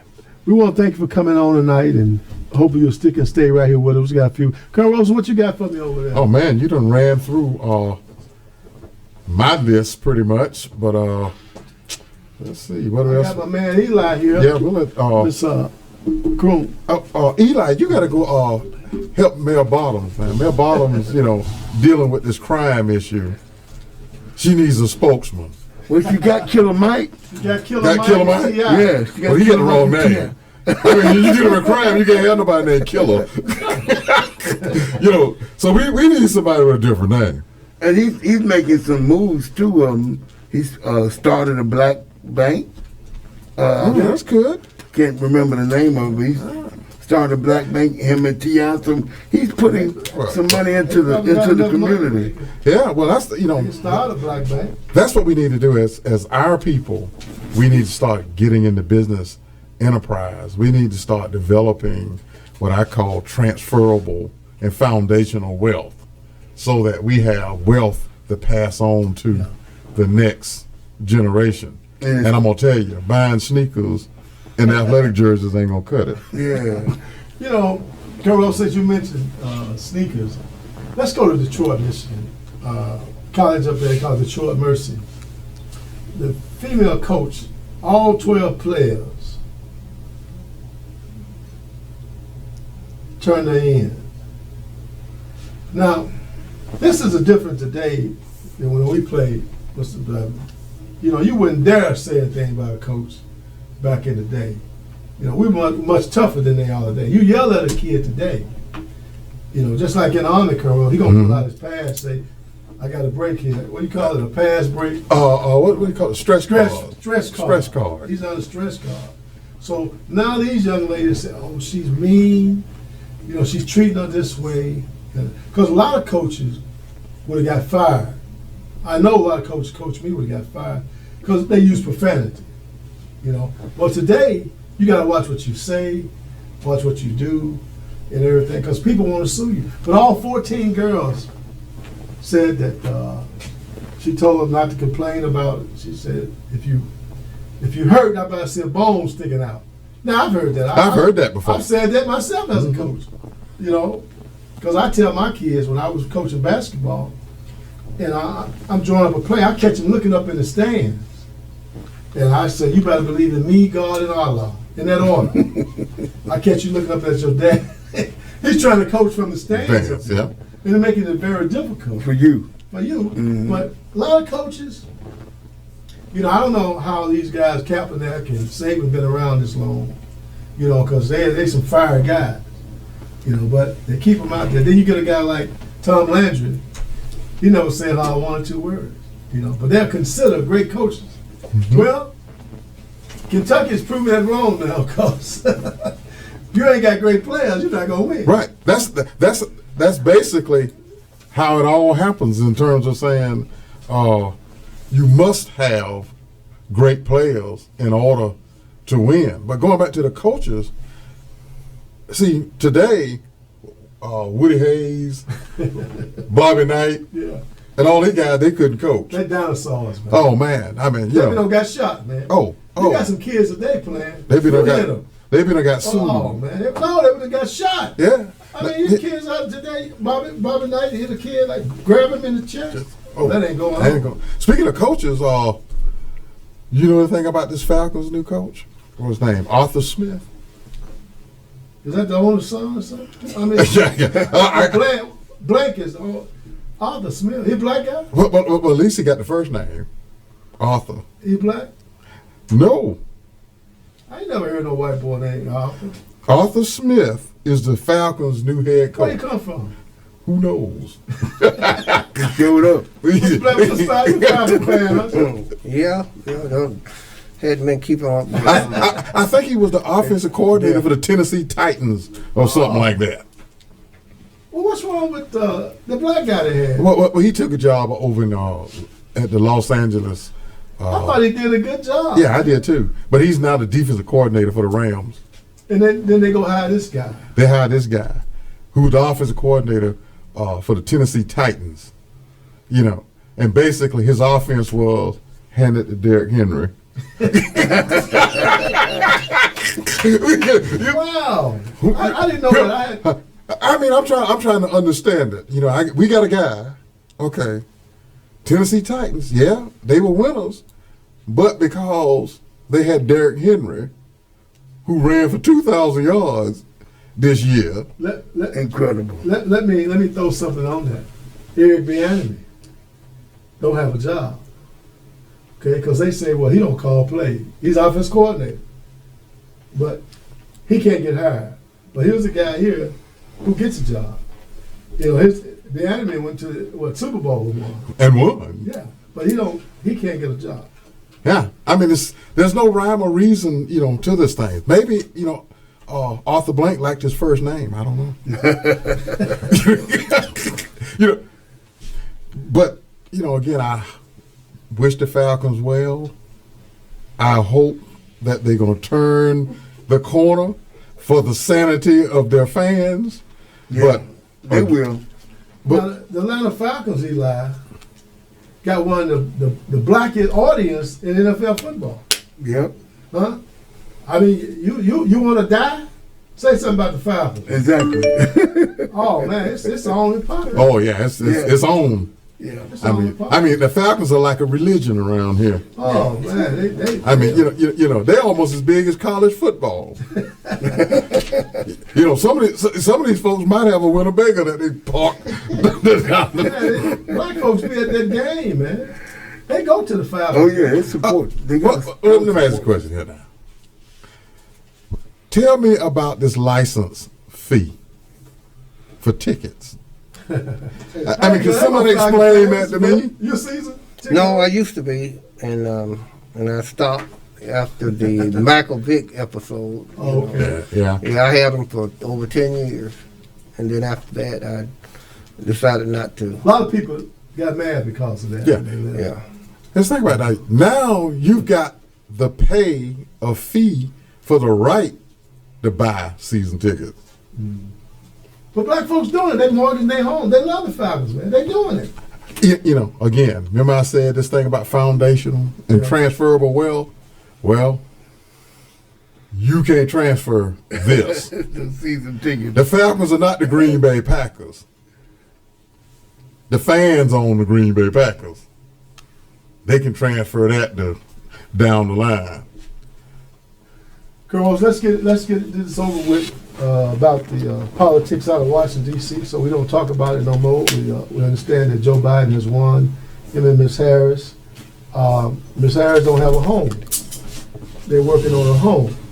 I heard the home was under repair. If it was good enough for Pence to stay in it, what's the problem? Yeah, they don't have a home. Well, they said they got to work on it. Well, here again, if it was good enough for Vice President Pence to stay in it, what's the problem with it now? Yeah. Something wrong. I'm just asking the question. Why should they not even have a? Why weren't they prepared for them to have a home? Well, unless she went in and did an inspection and said this ain't up to snuff. No, they said they got to clean out something that's in there. I don't know what it is, but they can't move in just yet. I thought they stayed at Fort McNair.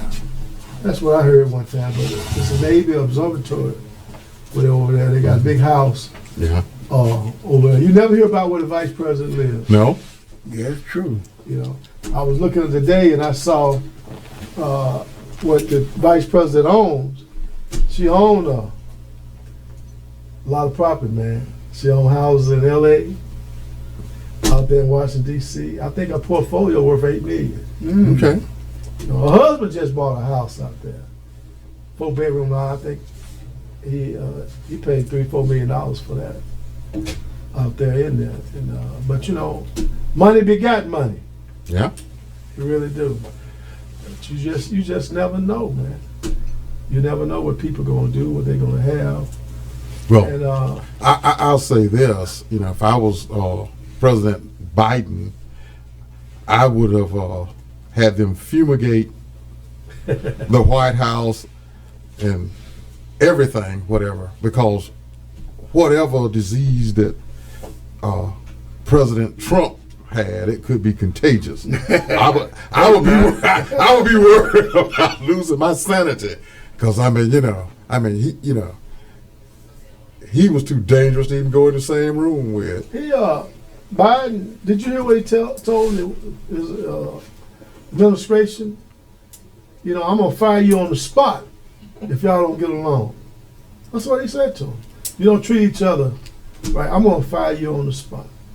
And I understand where he's coming from, with that. Because personally, I used to have a saying with the people on my staff.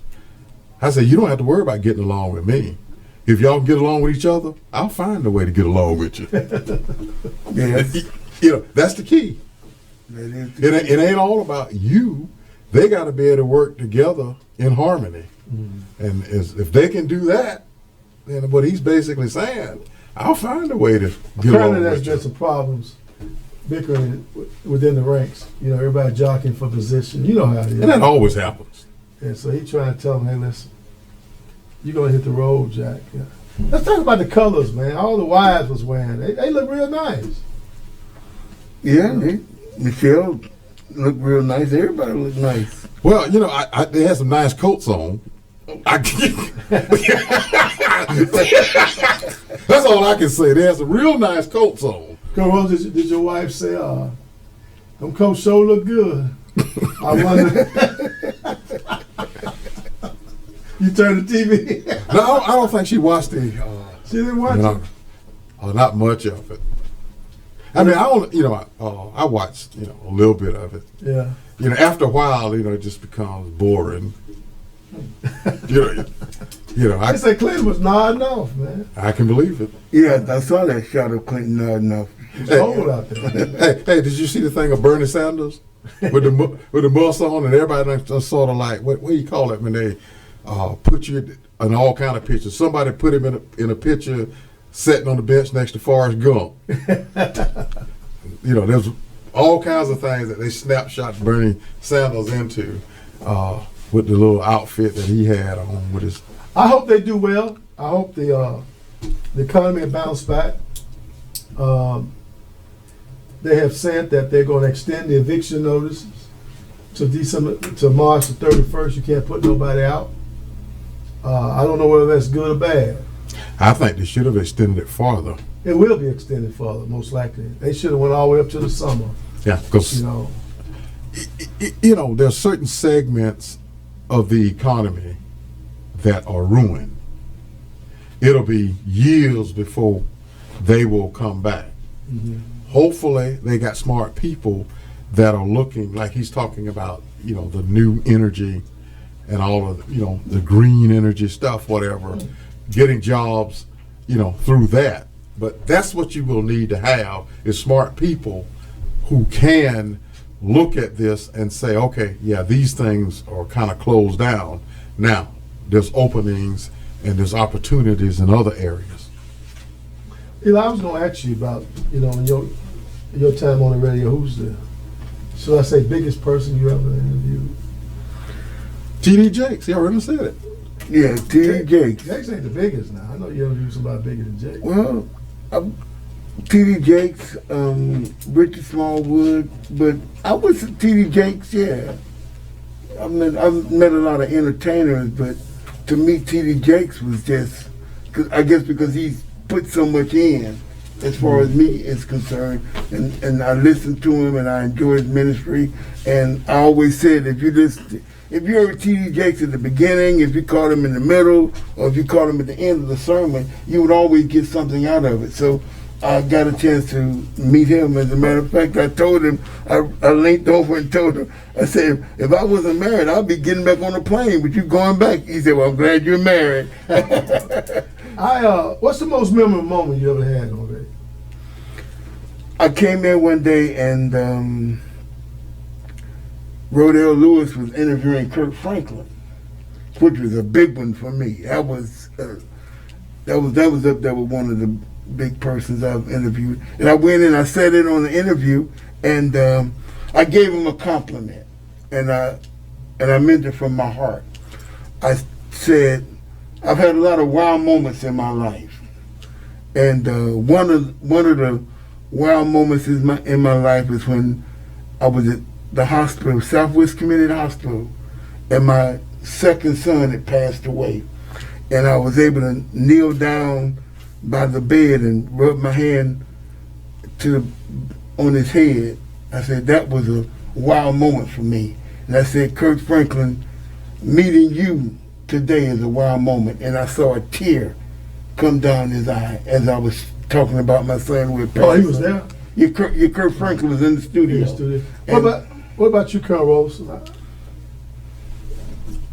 Well, I'm going back. I enjoy. Remember when Mayor Bottoms came? Yeah. And you interviewed her right before her elections. That was a pretty good moment. And also the show we had when you called Thelma from Good Times, and she was on the program. Yeah. With us for a whole hour. I mean, those are the things you normally would not expect. Right. That would occur. I tell you what it was for me, Eli. You're gonna remember this. We was doing a show on discipline of children, and the phone rang. I said, "Hello, caller, you on the air?" She said, "My name is Mother Walker. I'm 96 years old. I'm the mother of, what's the preacher name? You remember Colonel Walker? Mm-hmm. That was over at 81st? 81st. Mm-hmm. His mama. The preacher name, he's got a church over there. He's Bishop Slim guy. The wife light-skinned Eli. Stephen, something like that. What's his name? Bishop, where evangelicalism go to this church. Cosmo, not Bishop. No, not Cosmo. I'm gonna think of it. Anyway, it was her mother, Miss Walker. And I say, hold up, Eli, don't let nobody else call in here. You remember that? I said, don't let nobody else call in here. I said, ma'am, how old you say you are? She said, I'm 96 years old. I felt so honored. First of all, she clothed in her own right mind and listening to me at 96, and she was commenting. Clemens. Bishop Nelson Clemens, yeah. Nelson Clemens. Holy Temple. His wife, Mama, Miss Walker. That's Colonel Walker's sister. She was listening to the Amen Corner that day, and I said, well, I was touched by that. 96 years old. Because we had a lot of senior members. Exactly. That's who we had mostly. That's what I miss mostly about that. You know, we was able to reach the seniors. Yeah. And that now we can't, because like you said on that day when Bottoms came by there, somebody told her to come by there. I didn't invite her back. Really? Yeah. Wow. Yeah, she just dropped by. Yeah. I said, well, how did you get over here? And I said, well, you made a smart move because those people kept that dial right on. Otherwise, they didn't move it all them years. She was able to win by 700 some votes. People had radios. There are people, seniors that had 4 or 5 radios in their house, and all of them were set on WYZE. And I think one of the parts about being on the radio for me was I had a chance. Some listeners I had a chance to build relationships with. Some listeners I had a chance to go by and sit down and talk with them. And the one that passed in 2020. You were like the favorite son. Yeah. A lot of it, because they say, is Eli up there? I said, are we on the air? Matty Brown. Miss Brown. Then Donald say, he ain't in here today. So just having the opportunity to establish some personal relationship with some of your listeners. Of course, you can't have personal relationships with all of your listeners. Right. It's totally impossible. But God anointed and appointed certain people to be in my life, and I would cherish that. Some of them have gone on, but it was just, I'm a server, and I've always enjoyed serving people. So to be able to help somebody has always been something I will always cherish doing. Yeah, speaking of listeners, Terry called me the other day, and I told him, Terry. Terry ain't been listening to us over here. No, Terry, yeah, I remember Terry. Yeah, Terry, he called me, and he's, we talk about 10, 15 minutes, and I told him, I said, I'll make sure I tell Amos that you said hello.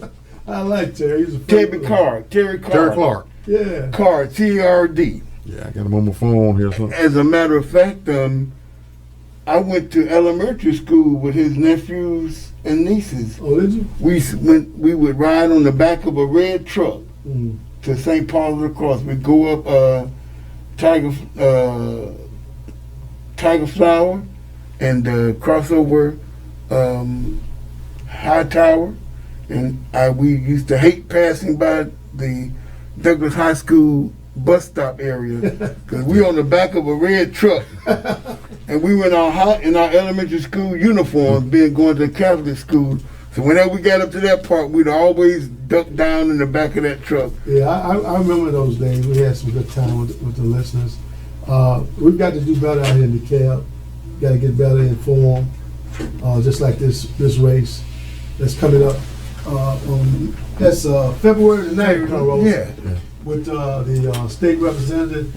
Remember the name Joe Thibodeaux, running for state representative in District 98. Sounds like he's ready to go, Colonel. Sound like it. Well, at least he's experienced. He knew experience. He knew policy. That's him. And we're just excited about it and everything. And we want to continue to keep Mayor Larry in our prayers. He's been under the weather. We want to thank God for him and keep him lifted up. And speaking of keeping in prayer, I don't know if you ever met her, but another one of the announcers on WYZE, Evangelist Bolton.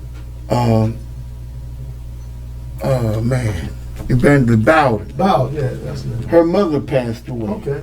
As a matter of fact, one of the TV networks did a story on her passing away as a result of COVID. Oh, okay. But the conversation between Evangelist Diane Bowden and the news media was, first she was told that she fell, and then she was told that she passed away by way of the COVID. Well, you like old clock on the wall, so we got to get out of Out of here? We've been here a long time. And Colonel Rose, before I go, Ellen told me to tell you hello.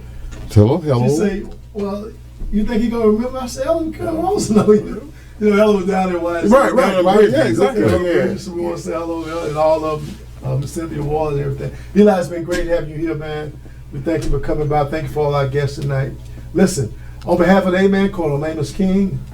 I'm Eli Smith. I'm Colonel William Rollerson. Let the church say, Amen.